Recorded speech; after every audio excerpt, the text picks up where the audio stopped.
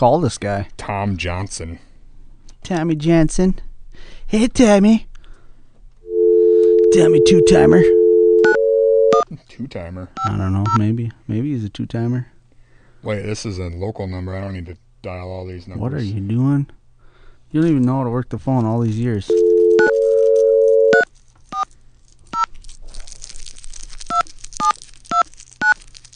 Not used to calling people in town. I'm used to calling Tokyo and billing it to Gully. That's good. Hello, this is Tom. Hello, Tom. This is Dustin and Ton from the 5 Count radio program. How's it going? It's pretty good. How are you? Excellent. Good. Is that ton like 2,000 pounds? Exactly. You are correct, my friend. Great. I've listened to your show a couple times, and I've heard you explain that a couple times as well, too. So It's ridiculous. I got to explain it all the time, and it's Dusty's fault. I blame it all on him 100%. yeah, that's right. I mean, you guys have sort of similar names. I think you should just be Justin, and Dustin should just be Tin. Tin. See, you should have thought of that Little first. Tin Man. Maybe that doesn't come across as well on the radio, though. No. Tin. Hi, I'm Tin. Doesn't work. Anyways, what's going on, man? Nothing. So I'm writing this piece. It's for Stubble Magazine. I was working with Dustin a little bit. I was sending him an email about it. But I'm just curious. I'm used to live in Mankato for a long time, and I moved out. I live in Minneapolis right now.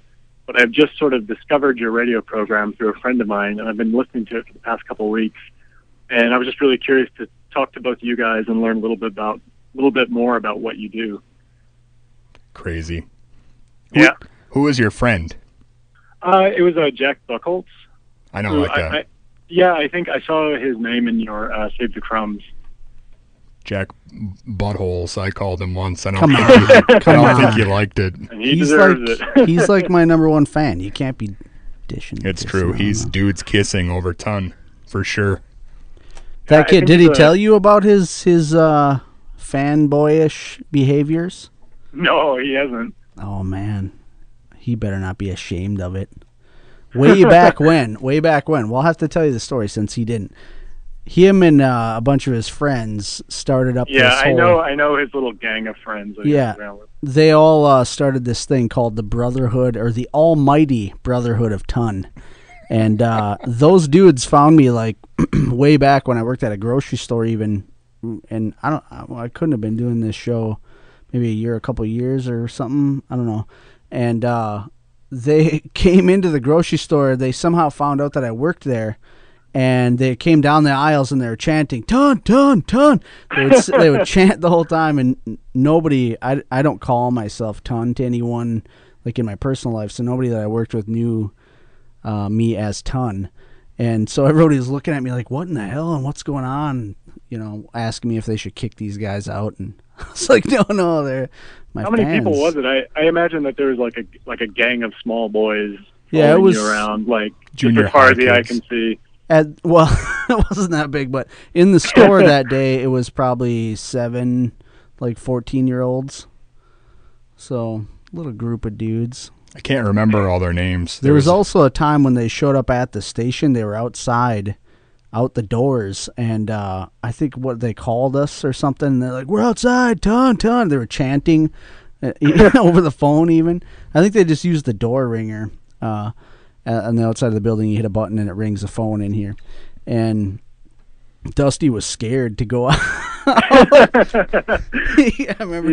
Ton, what if they have knives? I thought that their adoration was just a simple, friendly. They liked your program. I didn't realize it was like this British cult of Ton. So. Yeah, it was a cult. I'm sorry to bring that up. I don't mean to bring that back to you. No, I loved it. I thought it was great. They'd probably deny it now, but at the time it was. And one of the dudes, I got to tell this really quick. One of them was so tiny. They had him in a box, literally like in a cardboard box. And when we went out there, they were chanting Ton, and we opened the doors, and then this kid jumps out of a box that they were holding in the air. And he's like, hey! It was ridiculous. It was Kevin something. Kevin White, a little teeny guy. Yeah, a little tiny dude. And now he's like humongous. I think I saw him like a year or two ago, and he's 7 feet tall. Anyway, those are good guys. Carrying the box, and it goes on and on. Yeah. So that's all you need, right, Tom? Yeah, great. Thanks for taking the time to talk to me. Well, I'm sorry. I'll quit with my stories. What's going on? Well, I don't know. Can you tell me first, how did the 5 count start? What's kind of the founding story of it? I was kind of looking you guys up a little bit more, and I saw a Free Press article, I think from 2009, that said you guys had just gotten your 5-year anniversary, so you must be pushing about 10 years now. Yeah, just about. A little over 9 years, yeah. Yeah, it was officially started in June of 2004. And before that, Ton was on a different show called the Triple B Express. And I was kind of guesting here and there on a show called The Curfew. Yeah. And then I started working up here out of college. And then the time slot opened up. Some guy was doing a hip-hop show, and he wasn't showing up or something, so I took it over. And then Ton was a huge jerk.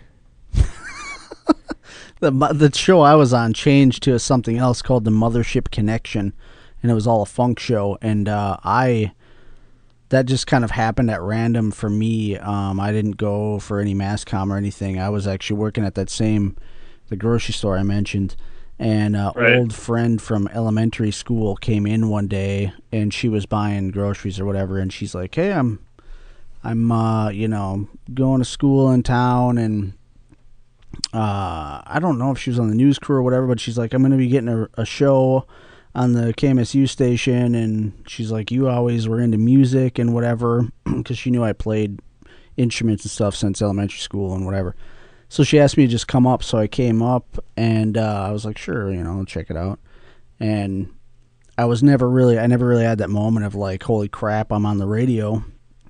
So I was always kind of myself. So she's like, "Why don't you just stay and do this show with me all the time? Because you're, normal." And then there it went. And then I was a huge jerk to Dusty. That's right. Apparently. I thought I heard recently in the last couple episodes there was the tension about how you were vetting Ton a little bit before you knew that he was going to be the permanent host or the permanent co-host with you guys. Yeah. He said some crap the other day.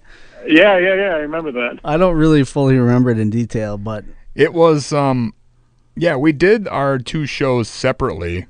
Yeah. For quite a while, and then Ton would just kind of hang out sometimes afterwards and do the 5 count, and then it was probably at least a year or 2 before we fell in love. Right. It was a weird combination of personalities in the beginning, but for some reason the sense of humor was kind of the same, but we were really different personalities. I mean, I still think that we're quite a bit different people in our personal lives, but at that point it was like really this weird dynamic, but for some reason it kind of made it funny, I thought. So I kept hanging around, and Dusty didn't have anyone else hanging around. So it just kind of happened. Those early shows are awful, by the way. There's a reason that if you look on the website, the first 5 years is kind of missing. Yeah, that was going to be my next question, is how has the show kind of evolved through the years? Well, I think, and maybe I'm just speaking for myself, but I think as far as our personalities go, or our delivery has definitely changed, because at the time when we first started it, I was like that donkey from Winnie the Pooh whose tail falls off all the time. Yeah, Eeyore. I kind of sounded like that, and Ton did the opposite, where he like overdid it, where it was like, hey, kind of thing. It was awesome. So it was like Suicide Watch and 70s FM Jock. Yes. When we first started. It was. Yeah, it was ridiculous in the beginning there. I was like really animated, and I was on this Mothership Connection show. I was JC the Love Doctor. Oh, so, of course. Right. I'd always be like, Of course. yeah. Oh, you were JC the Love Doctor? Yeah. Oh my God. So, and we'd take calls. It was ridiculous. It was completely ridiculous. We'd play a song, and I'd come back, and literally, I would go, "Hey, this is JC the Love Doctor, and you're listening to the Mothership Connection." And then people would call in, and then I would try to give them like love advice and crap. It was ridiculous. So that would carry over to the 5 count, and Dusty was way like, "Yeah, it's the 5 count. Not sure you're still listening. If you are, I don't know why." It's just like I did say that. totally opposite. But we ended up living together, and so we are around each other a lot. And I think at that point, things got way more fun because basically there's a lot more inside jokes, so which doesn't really make for super awesome radio, Right. but it was more fun for us. And actually at the time, a lot of people started calling in, and we had a lot of regulars. And so I remember in the moment feeling like we were really onto something, and we were somehow good or getting better somehow, just at being able to bounce off of each other and be funny, at least to us. And then, you know, all those regular callers would kind of, you know, help us buy into, you know, that we're doing something, you know, semi well. And Right. then I think after we stopped living together and whatever, and there was periods where we were really doing our own things in life and not seeing each other as much. And then, there was times when I think during that is where, I don't know about for you, Dust, but where I sort of started to think about, we went through that period of thinking like, are we even good anymore? And people would start not calling as much. And then, it took a while then to realize like, we were actually getting better, but it was just in a different way. I don't know if that makes sense to you, Dustin. Not at all. Not at all. I think Well, it makes sense. I mean, go ahead. sorry. Like, how do you prep for a show now? Because it sounds like, I mean, a lot of the show is just kind of, it seems like just very natural interactions. Do you kind of write what topics you'd like to go over? Do you kind of have stuff prepared, or is it just all on the fly? Yeah, It comes off as a very natural dialogue, which, I mean, like you guys are saying, it kind of takes a while to build up right. to be able to do that. That's the one thing that it hasn't changed Yeah. over the last 9 years or so. Like we've never come up here thinking, hey, let's talk about this, and hey, when I do this, you say this thing. No. Right. There's never been pre-planned anything. No discussions beforehand, nothing written down. The only time we ever have anything written down is when we're doing interviews. Then we'll have like baselines of sort of questions or topics that we want to touch on with that person. But even I should say I too have my questions scrawled right now on a paper towel that I took out of the towel dispenser. Yeah. Where I'm at right now. So we have the same sort of preparation work ethic, I think.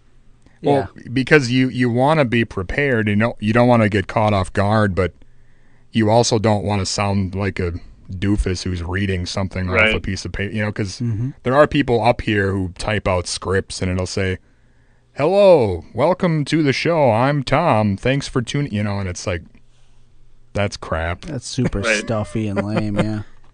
I'd rather us fall on our face and sound stupid than do that kind of thing. And how do you choose your guests?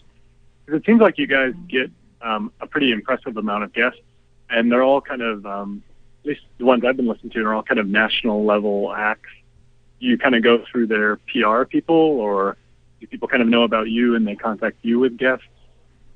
We're not really at that point yet, but usually it's just kind of we keep an eye on, if somebody's playing a show, in Minneapolis, or if someone has a book coming out, or somebody's, then we'll try to contact them through their websites, or, call the venue and see if they can forward our info to somebody else, and just kind of put the puzzle together that way. But we've only had like a few where they're contacting us, and I think that's slowly coming into play now, maybe a little bit. But really, the only I think, real basis of how we choose who we're interviewing. It isn't just strictly who's ever in town or whatever. It's just straight up, if someone's interesting to us, or we think in our heads, like, remember this? That dude was all over these cartoons when we were kids. Let's talk to that guy and see what's happening. So, yeah, it's all about if we like them, and they're it's like all Blues about, Traveler was here recently, but we didn't try to talk to them. We didn't try. I mean, that's just so. It's totally about us trying to fulfill our own little personal fantasies, I suppose.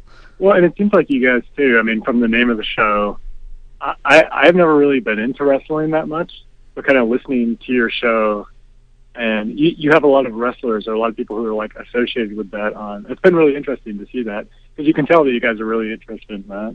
I mean, why did you kind of go with wrestling as like a theme of the show? Well, that was more my thing, I think, when we started. But does it seem like we lean more towards wrestling stuff to the outsider? Or? No, I mean, like in the guests you choose, I think it's apparent, and that's where the name comes from. Right. Is that right? Yeah. So. But I know I wouldn't think of you guys as like a wrestling show, though.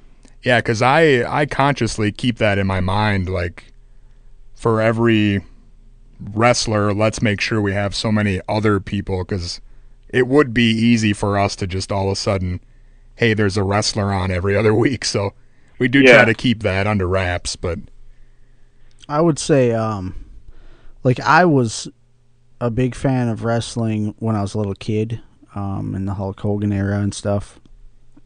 And then I was kind of a wrestling fan when I was living with Dusty again, because he kind of showed me these new people and kind of rekindled that thing. So I gained interest on it. And then I don't mind it anymore. Like,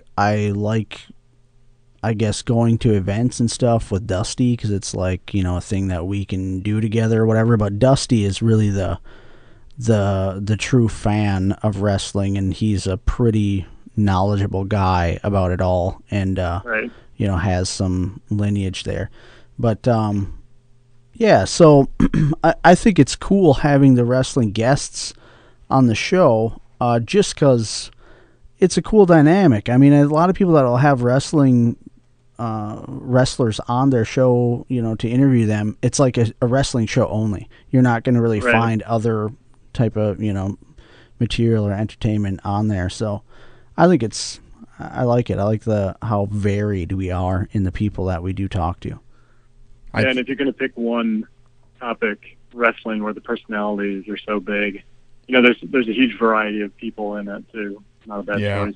Yeah, the only thing I wish is that we had a little bit more control over the wrestling people, because that's one of them actually. Like WWE, they usually contact us right now.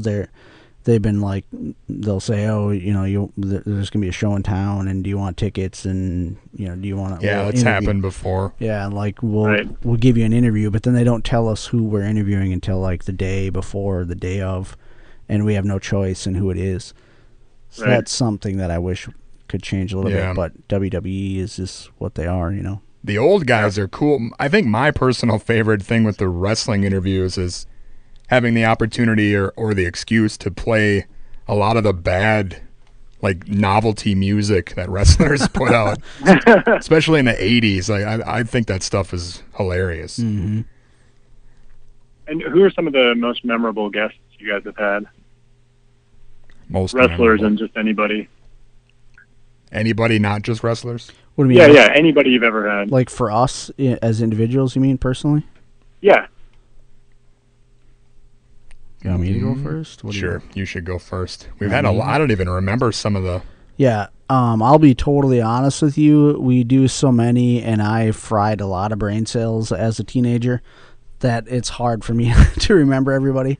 But one that was a really big deal to me personally, and the funny thing is I think our personal favorites have nothing to do with what's actually popular, like what outsiders would think is cool. But probably one of the biggest ones for me was Tommy Shannon, which is the bass player for Stevie Ray Vaughan in the band Double Trouble, because I was a really huge Stevie Ray Vaughan fan for a lot of years, and so that was really interesting.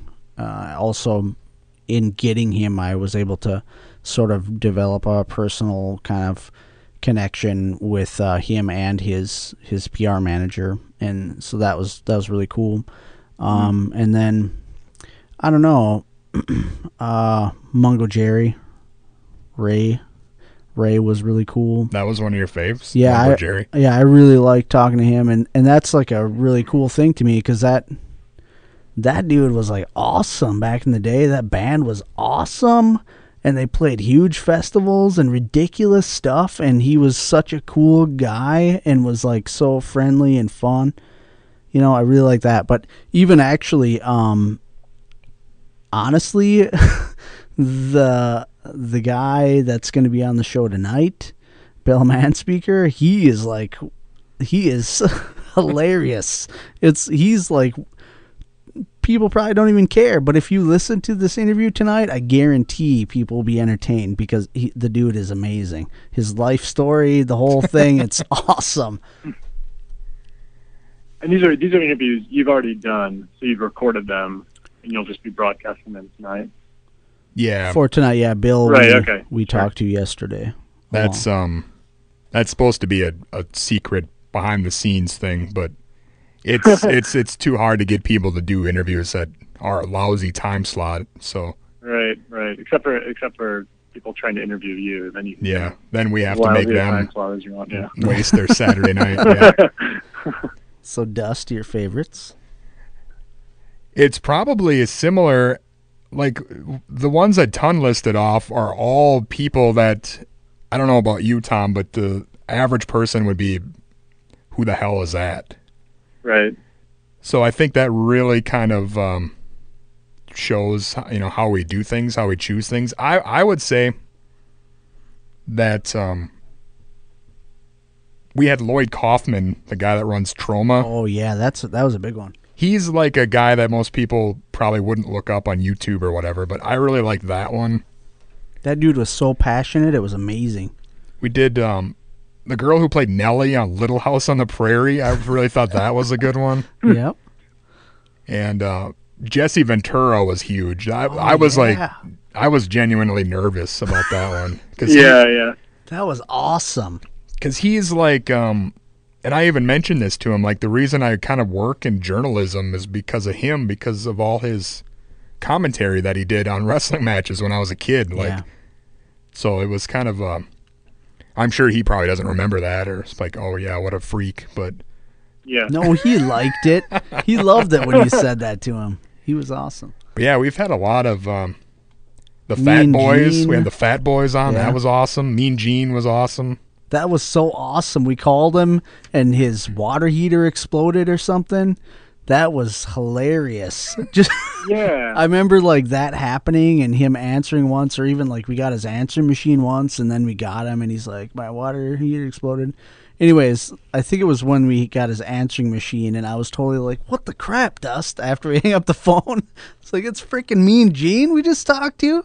And it's like a weird thing. I think this probably even happened for you, Dusty. I mean, it kind of did for me, even with Jesse Ventura. The thing about that is because you think about when you so much time watching that wrestling and stuff when you're a kid, and it's all those guys' voices, and then all of a sudden you hear them in this weird personal way. It's like, whoa, Right. what the heck? Yeah. Like I'm in the Twilight Zone. What did his answering machine sound like? Exactly like you would expect. It was like Right. him. It was like him cutting a promo. Yeah. This is Mean Gene Okerlund. It's like, I don't know, it was ridiculous. Are you getting any of this? Like, is this going to help you at all, Tom? Yeah, definitely. No, this is great. Seems like we're just rambling. No, I'm just curious to hear like your guys' story. I'm also curious too. So I'm from Mankato. I went to Mankato West. What do you think about like the Mankato area? What do you think makes it great? Or what? I don't know if you guys do think it's great or if you like it. But what makes you want to kind of do a radio program there? Or what do you think people don't really know about it that you wish that they did? Or how would you kind of describe the scene of Mankato, the kind of radio scene, or the people that are listening to you? Ton. That's like 8 questions in one. But Yeah. And can I touch on something that we just finished up with really quick? yeah, definitely.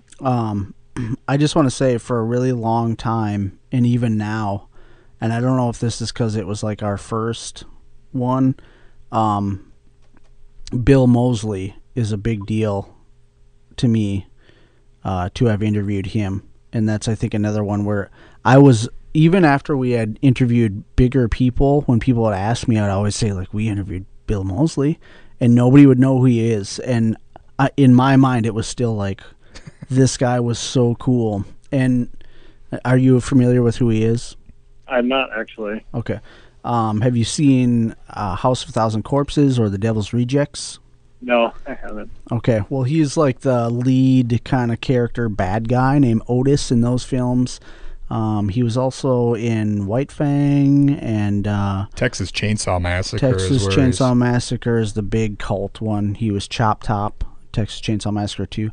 And yeah, he was also in Honey, I Shrunk the Kids Part 2, and then he was in this little band called the Corn Bugs with Buckethead. But anyway, that to me was just a really big deal because he was like in these huge movies and doing this cool stuff, and he was so awesome to us. We actually interviewed him twice and met him in person, so that was a big deal. But anyway, as far as the Mankato scene,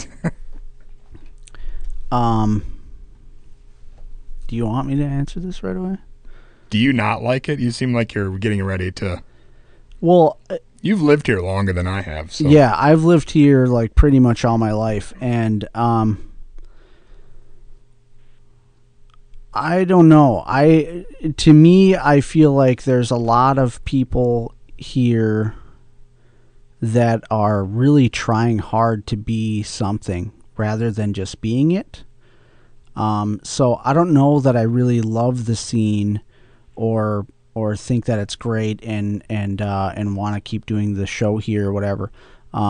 There's a lot of quote unquote hipster type people or people that want to be that way. Actually, it feels like I've heard of them. Yeah. And so I mean, I've even gone to like this last winter, I was invited to be a guest judge at a independent film viewing competition, and I went there, and it was like, I don't know. I mean, it didn't even feel like I was really that super well received. I knew some people that I had gone to high school with or whatever, and I was talking to those people, but most of the people, it's like they, I don't know, hide behind their image or something, and they're really concerned with looking the part and doing just enough to be in with the crowd that's doing that thing, but nobody actually does anything of real importance very often, I guess, or really gives it the full Monty, I guess, so to speak. That's how I feel. So I don't know about the scene. It's okay. I think there's a lot of talk about wanting to do things and be things and whatever. We've been doing this so long that I don't think it's a conscious effort. I don't think it ever has been. It's just something that we like, and we just always do it because it's fun, and it's just what we do, I guess. So there was never a conscious thing of like, I'll get friends if I do a radio show, or people will, right. Whatever. I don't know. Well, that's the thing that when I first started listening to you guys, like my friends have been talking about it, and I finally listened to it.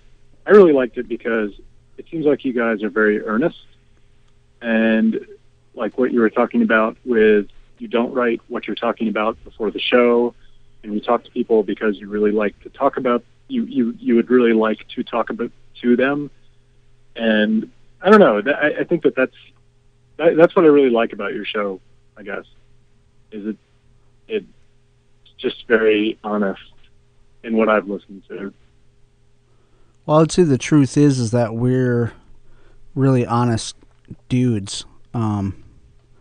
Really, the main reason probably that I'm even friends with Dusty for this long amount of time is because he's an honest guy and he's loyal. And I am honest and straight up to a fault, I think, most of the time. Like, I just say what's on my mind and whatever.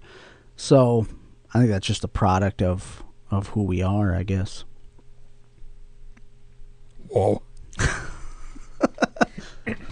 Whoa. I don't know. Dustin. Do I still need to answer that question? Answer everything, Dustin. Yeah, you I want need to to hear answer that. everything you got to say.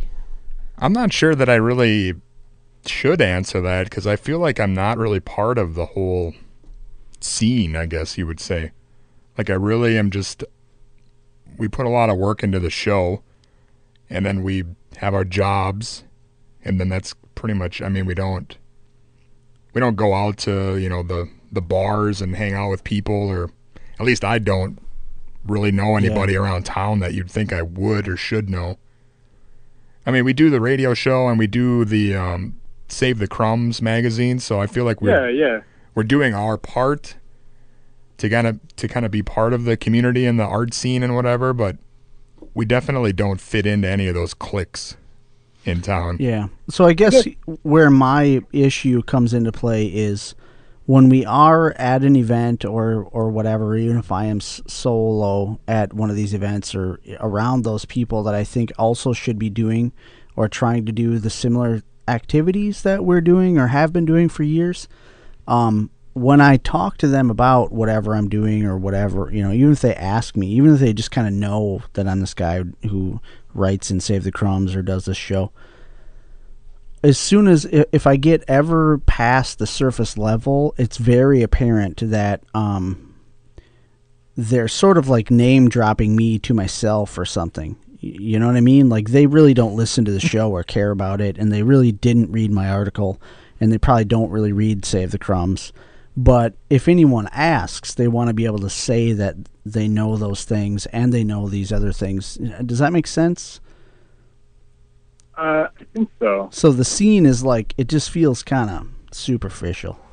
This is outside of Mankato, or are you talking about people you meet in Mankato? I'm talking about even people in Mankato. Like Mankato. For me, I mean, we know of other people when there's a new zine that shows up, we pick it up and we read it, and then we even will sometimes contact those people and talk to them about whatever. Same thing where like a guy in town started an internet radio show. And he just like marketed himself everywhere. And we tried to help him out and let him even rebroadcast our show on his, and did an interview with him and whatever. And even just in general answered a lot of questions that he had about all kinds of different things, just about the business and what he should be doing. Mm-hmm. But he kind of dropped the ball on it like 2 weeks in. And like wasn't even airing the stuff we would send him, and like had weird like offhand excuses about stuff, and it was just like this feeling of people aren't really genuine or don't really follow through. But I don't know if that's necessarily in this town or just a sign of that's kind of society how many or what. issue 1 zines are there out there where there's never an issue 2. Yeah, maybe it's just a work ethic thing then. Like when we decide we're going to do the radio show, then we do it. I mean, what do you think has made you guys stick with it, though? If you're volunteering for Radio K, or I'm sorry, not Radio K, KMSU. I'm used to the U of M station. What do you think has made you guys stick with it? I think it's still fun. It is for me. Like I look forward to doing it. Yeah, it's fun. I mean, I never. Okay, I'll be honest. There was points in my life when I seriously considered like, how long should I be doing this and whatever. But it was more of like a bigger picture kind of a thing. But no, I mean, on a regular basis, I don't even think about it. It's this radio show that I do on the weekends, and it's fun, and I'm going there. So I don't know. There is no like one thing that makes us wanna, I don't know. Just it's part of what we do now. After 9 years, it feels like it's what we do. But it doesn't feel like a job. Right. It really is like... If it started to feel like a job, we would probably think about maybe not doing it anymore. Yeah, I'd probably pack it in really quick. Because I'm like that. But it's opened up a lot of opportunities for us, I feel like. I mean, like we talked to Weird Al Yankovic yesterday. And that, to me personally, like I've been a huge fan of his since I was, like a little kid. So it's like, whether or not anybody out there listens, it could be like, here's the ratings, no one listened, no one will ever hear it. It doesn't bother me because it was cool for me personally. Yeah. Right. So my goal is like, once I get Chuck Norris and Stallone, then I think I'll feel a little bit more at ease. Then you're done.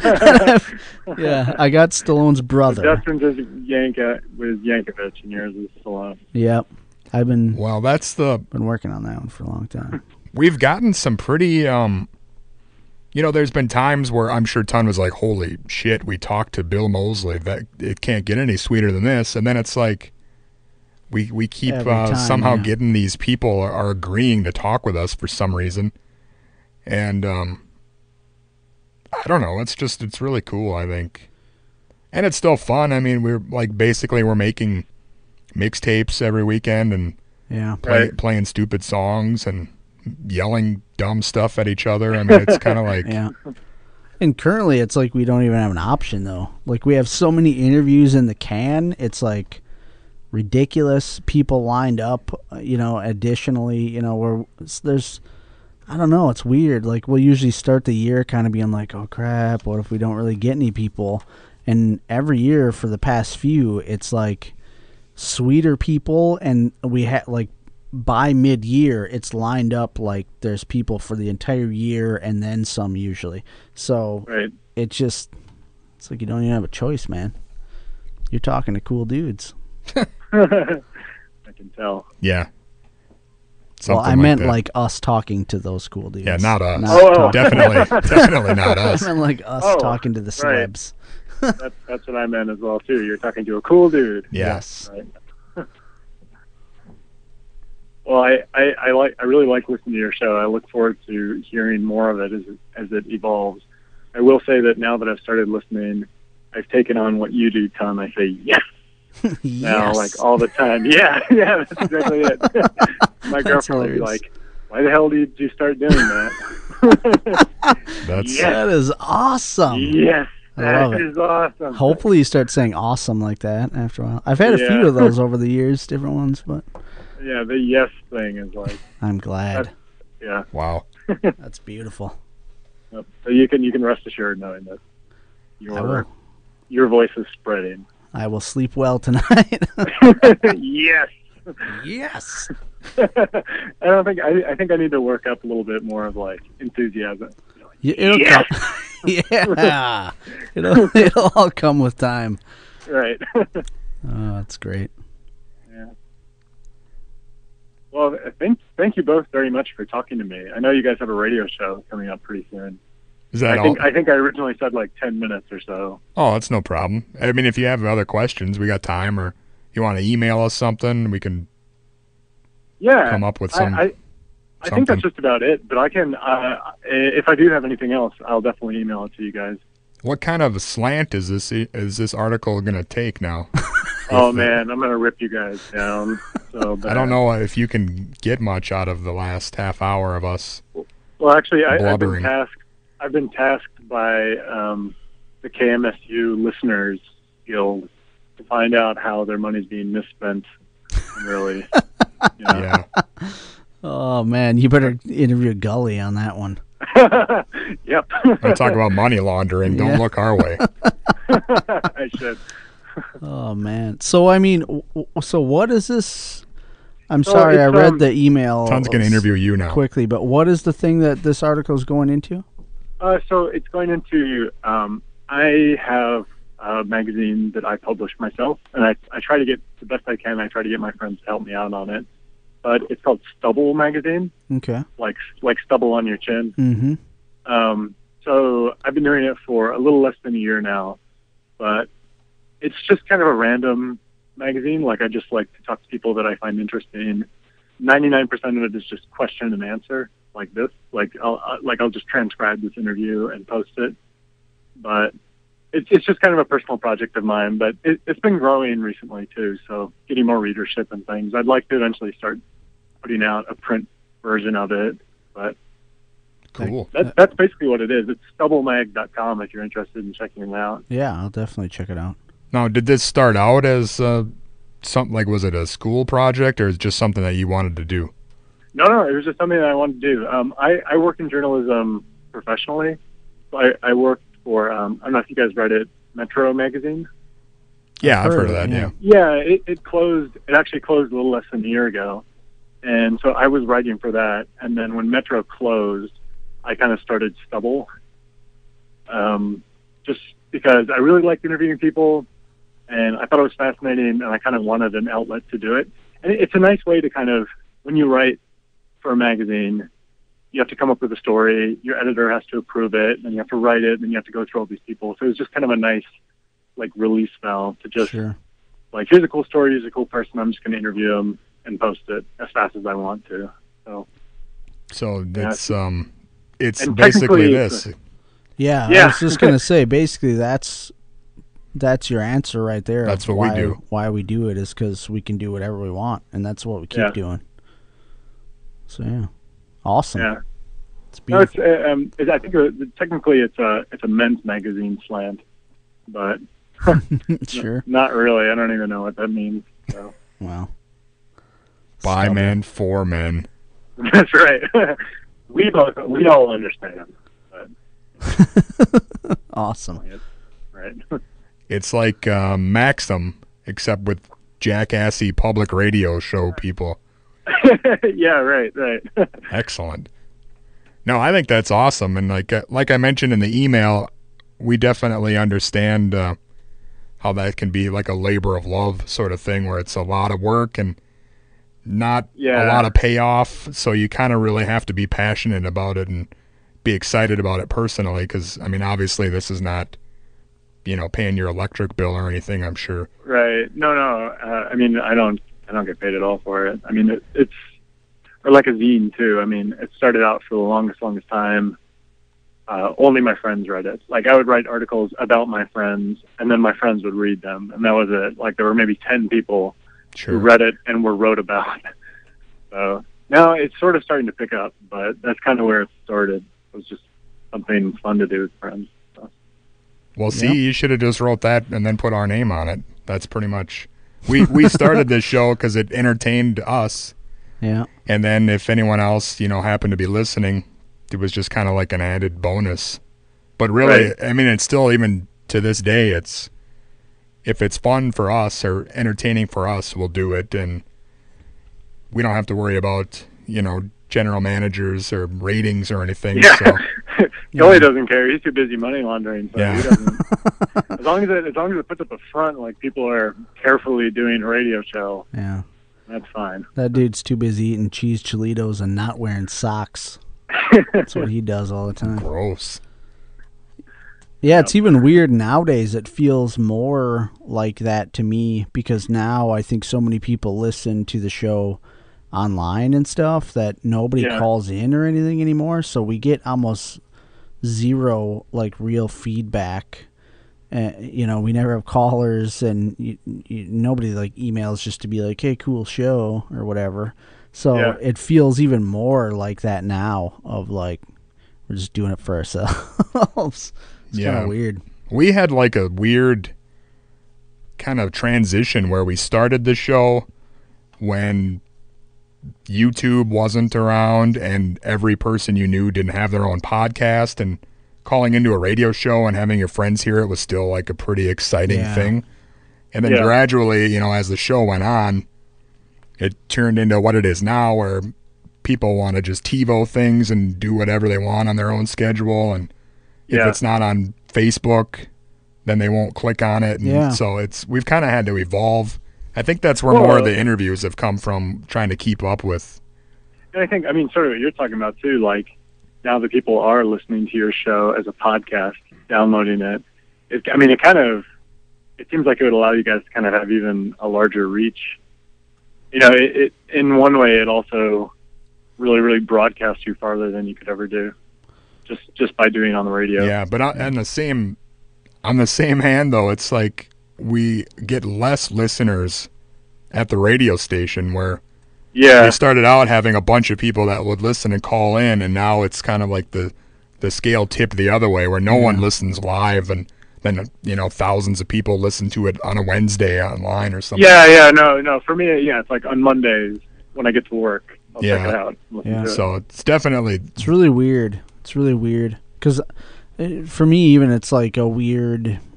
I start thinking about it too deeply, like on a social level, and it's very strange how you see people and how that has changed. And basically, it comes down to, in my eyes, like everyone's just on their own personal kind of journey, and that's it. So they want to do and expose themselves to what they want when they want it, and that's it. Yeah. So, and they don't care about, even like a lot of them don't even care about telling you or giving you feedback on what you're doing well or what you're not doing well.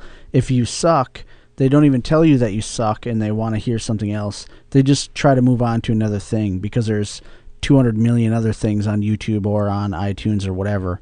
So I'll just try something else until I find another thing that's cool. So it's weird. It's like very different. It feels like not as much loyalty, not as much people that want to have a personal connection with you. And, they just want what they want when they want it. And that's it. Right. Kind of odd. This took a weird tangent. Sorry, Tom. Well, it's definitely like what you're trying to explain, how it's so different from early on when we thought we were much worse on-air personalities. But our interaction with the fans or listeners was so much more fruitful. It was amazing. People would call in, and the same people would call in every week, and they'd have stories, and they'd be excited to like talk to you about what they did in their week or what they were going to do that weekend or whatever, or even just talk crap and listen to me rip on them for talking crap and then laugh. Right. They would wait until Saturday night. Yeah, to still like have that interaction, and it's just kind of sad that that's going away. Maybe you guys can do like the top 10 tweets of the week or something like that. If you want to go the other way. Yeah, I don't know. I think that's part of the reason too why we've had to kind of step up our game and evolve over the years, because early on, those first couple of years, it was mostly like, God, I don't have anything to talk about. I sure hope someone calls in or we're effed. Yeah. And then after a while, when people started calling in less because it's like guys that you went to high school with, now they want to go hang out with girls instead of ton, and they can listen on Monday morning at work or something. So then it's like, well, shit, we better get our stuff together and start just relying on ourselves instead of caller one all the time. It's a weird dynamic of that whole thing, but then it's exactly what you say as well, that you also have to be thankful of it or whatever to some degree because of the more listenership potential or just the bigger footprint that you can maybe have. Right. But it's like you don't know how big that footprint is unless people tell you. It's pretty wild. Awesome. Well, Tom? Guess we got to do a show. That's right. It's coming up to it, isn't it? Any other questions? About 8 minutes. No. I think that's it. I appreciate you guys taking all the time to talk to me today. No problem. We were just sitting up here anyway. We appreciate you being interested in us and wanting to hear why we are sitting up here. Oh, definitely. You guys, how early do you get to the station usually? Depends on the day. Yeah. Between 7 and 9, I suppose. There's a big conference room with a giant big screen like projector, so we go in there and hook up the computer and watch sweet 80s films. All right. Sometimes, so that'd be the only reason why we're here so early. Yeah. Or like when we had to change Dusty's tire like tonight. Yeah. It's true. Had to change his tire. Tonight? No, he did it. Oh. We did it together. Yeah, tonight we had to. Crazy. Well, if you sit down and try to write something and then realize this was all a big waste, you could email us and we'll have a couple days to come up with clever answers. Think it over if you're still there. Hello. I think you lost him. Would you hang up on the dude? No. Whatever. He's done talking to you. He's probably got enough, right? Yeah. Freaking guy. Now he's officially gone. Way to go. You Our better only just- fan, and you effed him off. F off.